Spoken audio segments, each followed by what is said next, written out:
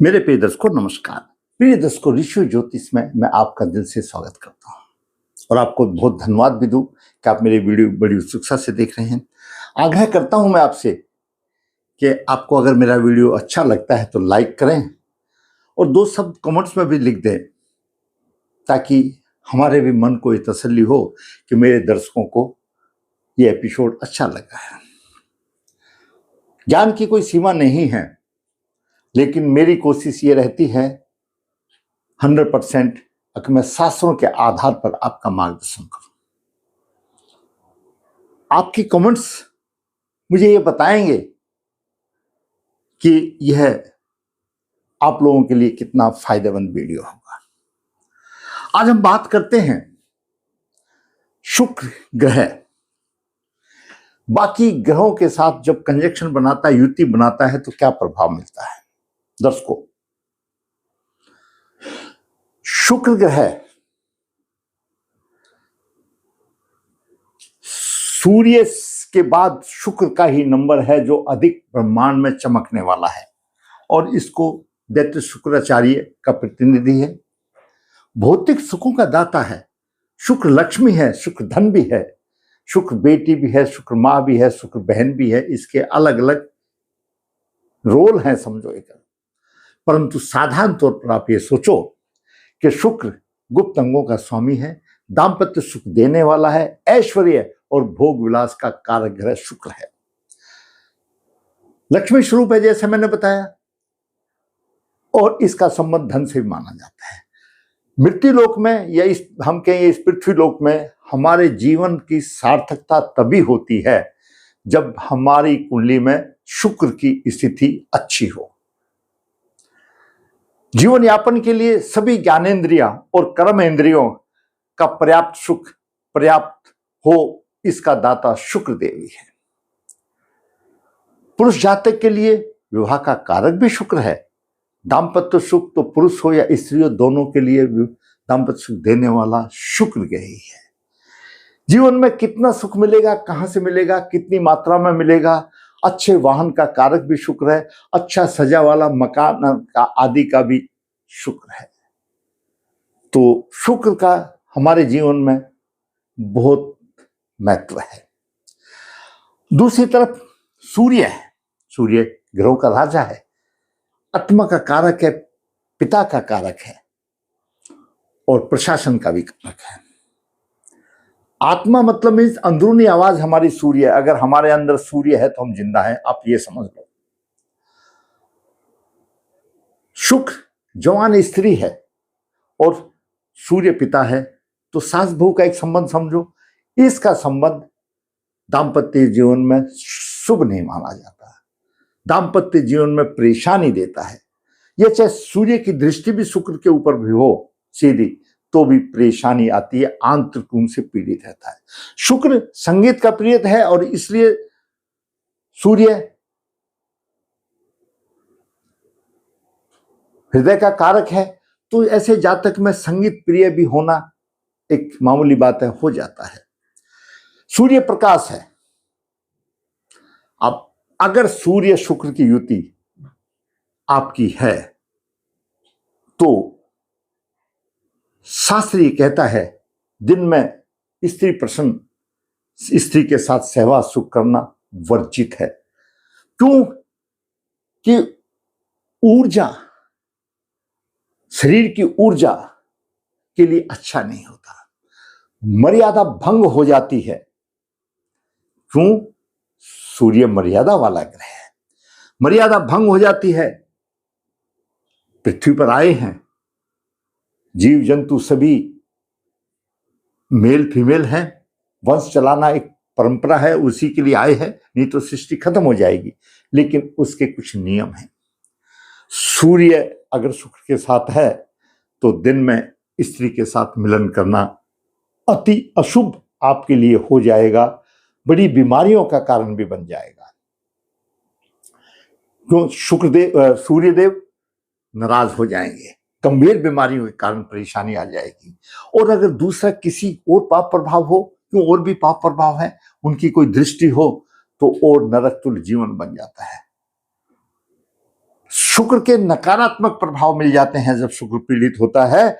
आपकी कुंडली है या नहीं है, आप एक चीज आप आजमा के देख लीजिए।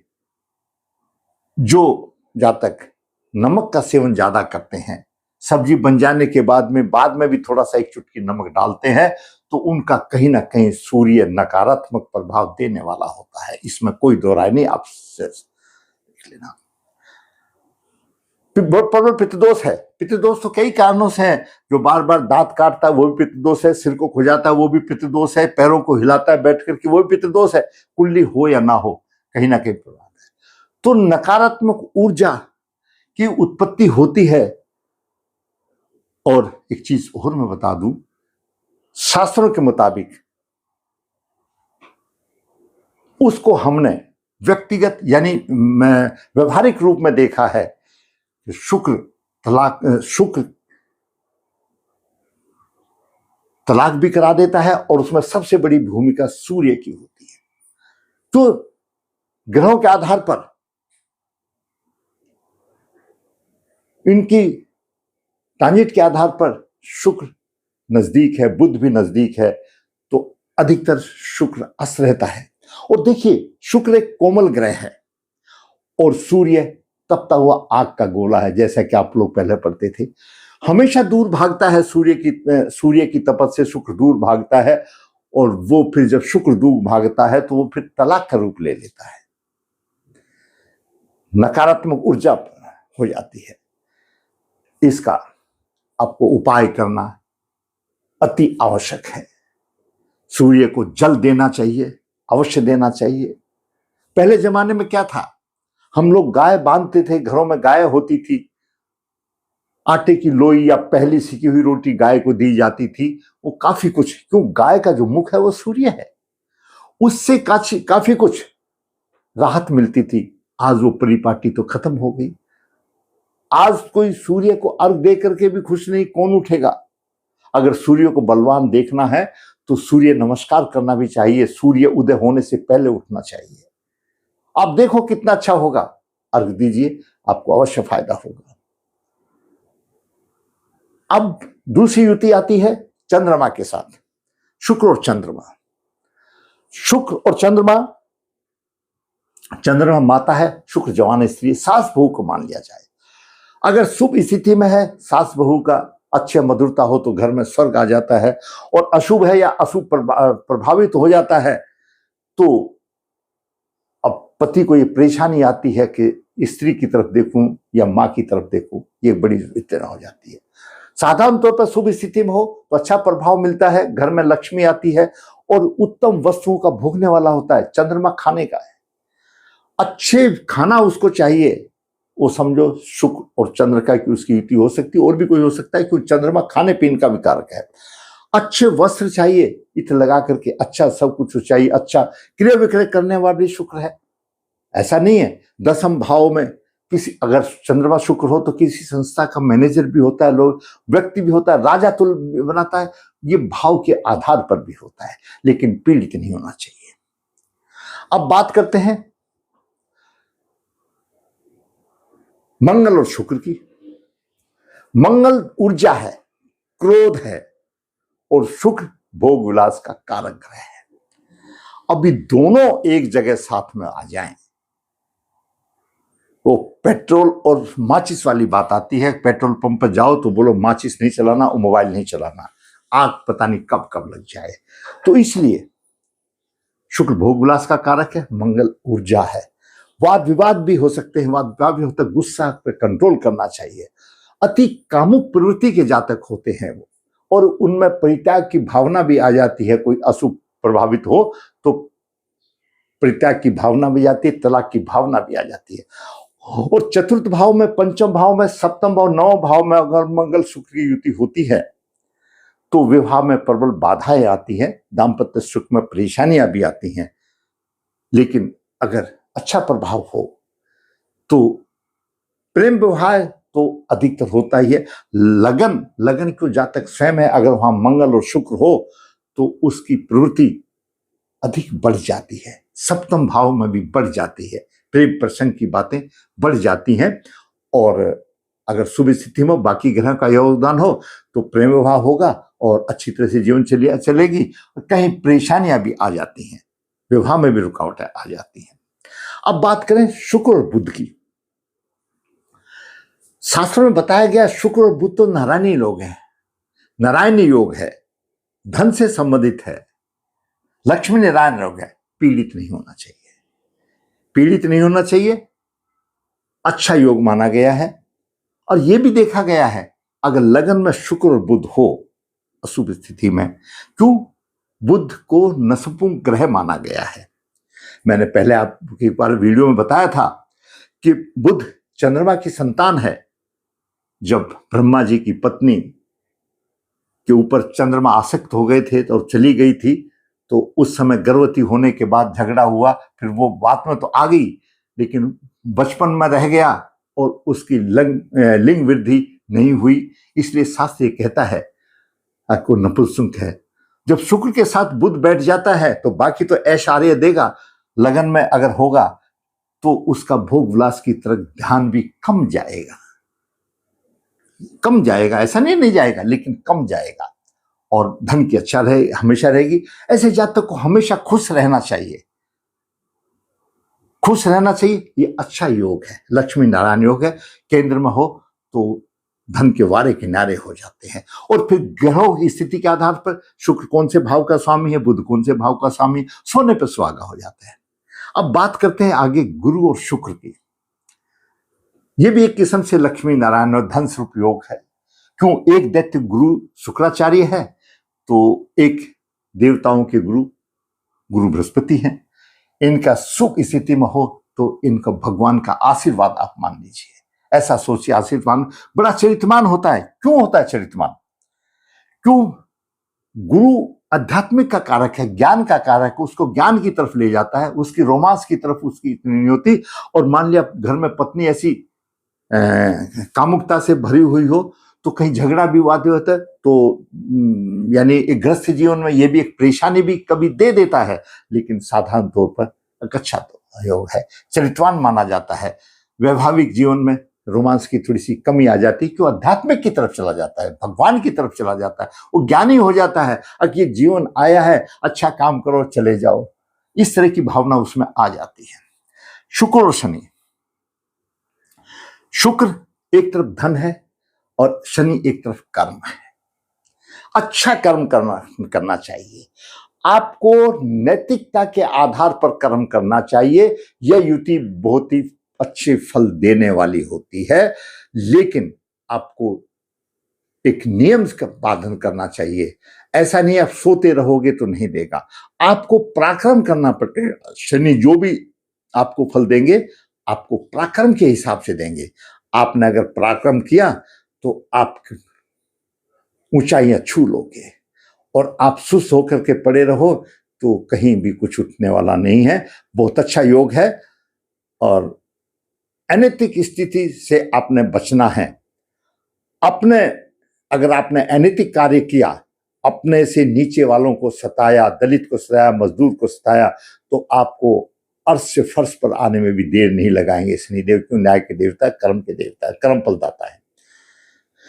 सामान्य तौर पर ये अच्छी बन जाती है, लेकिन उसका आपको इस्तेमाल करना आपने देखना है क्या है। कहीं पीड़ित विशेष हो तो शुक्र साथ में है तो और दाम्पत्य जीवन में परेशानियां अनेक प्रकार की आ जाती हैं। अगली युति बड़ी भयंकर है, वो है शुक्र की युति राहु के साथ हो। राहु तो मायावी है, अनैतिक कार्य कराने वाला है, कूटनीतिज्ञ है राहु। अनैतिक कार्य से दूर रहना चाहिए। लेकिन शुक्र और राहु आपस में मित्र भी हैं, अनैतिक कार्य भी कराता है, भावी होता है, लेकिन जन्म स्थान से दूर। क्यों? राहु विदेश भी है। आप चले गए तो आपको अच्छा मकान भी मिलेगा, अच्छी सदा गाड़ी भी मिलेगी, भौतिक सुख आपको अच्छे मिलेंगे, लेकिन थोड़ा सा आपको अनैतिक कार्य की तरफ रुझान नहीं करना है। नीतिवान है, ऐसा जातक अपने आप को बहुत दिखावा करता है। होंगे तो 10 रुपए दिखाएगा, 1000 रुपए जैसा कराएगा कि मैं बहुत कुछ हूं। राहु है ना, किसी की चीजों को तो मानेगा नहीं, क्योंकि राहु है ना, बढ़ चढ़ के अपनी चीजों को दिखाने वाला होगा। इन चीजों से थोड़ा सा बचना पड़ेगा तो आपके जीवन में बहुत अच्छा होगा। आगे आता है केतु। केतु तो आध्यात्मिक है। हमारे ग्रंथ बताते हैं शुक्र और केतु की युति गृहस्थ जीवन में परेशानी देती है।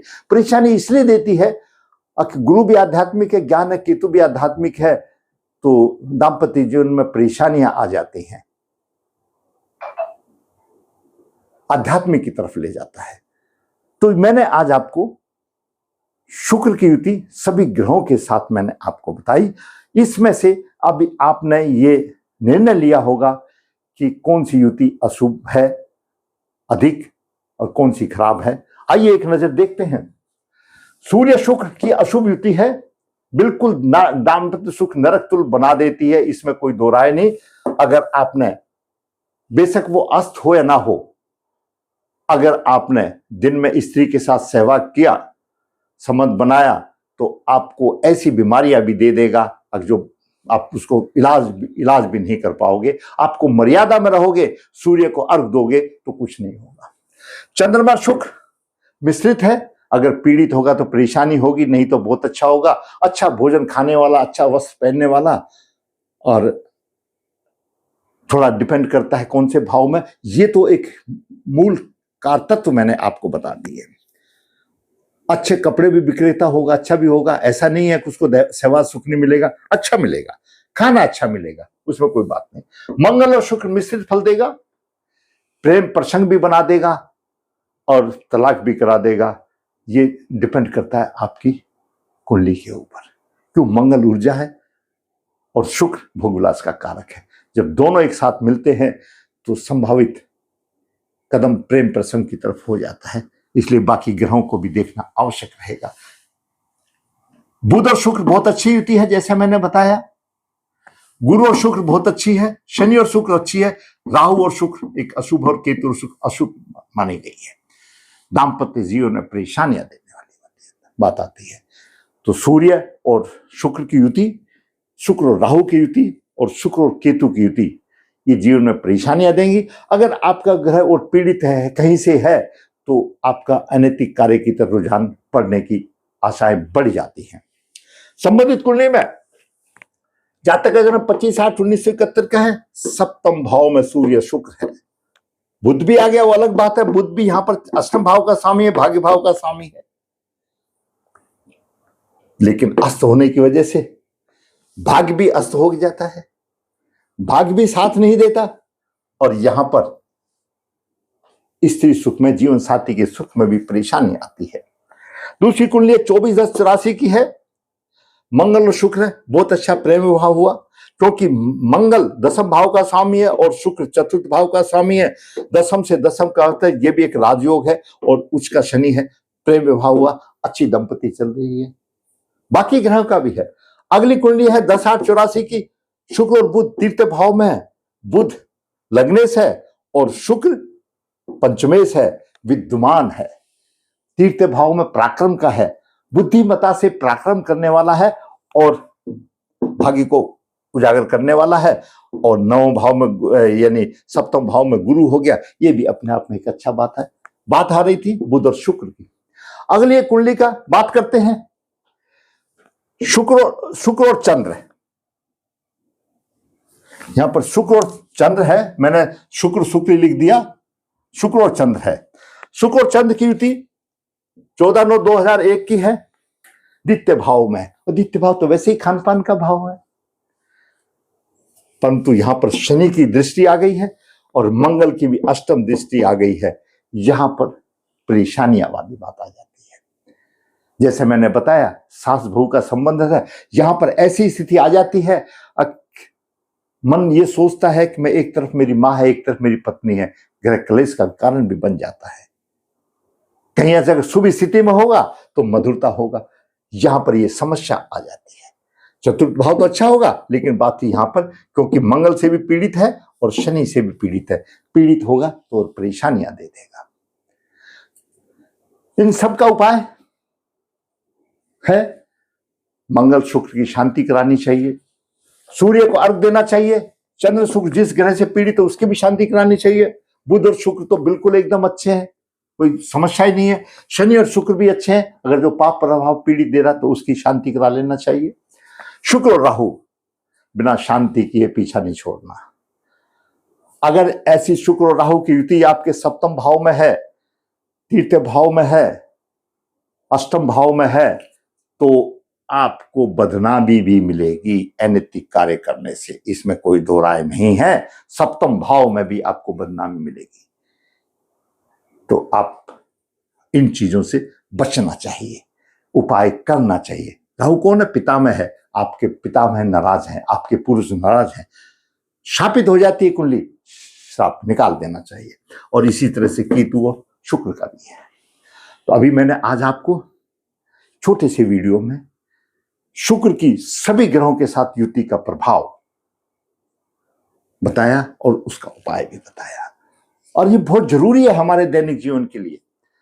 अगर आपको मेरा वीडियो अच्छा लगा है तो भाई मैं कहूंगा आप लाइक करें, शेयर करें, जिन्हें चैनल सब्सक्राइब नहीं सब्सक्राइब करें, ताकि आने वाली भी अपडेट आपको मिलती रहे। धन्यवाद।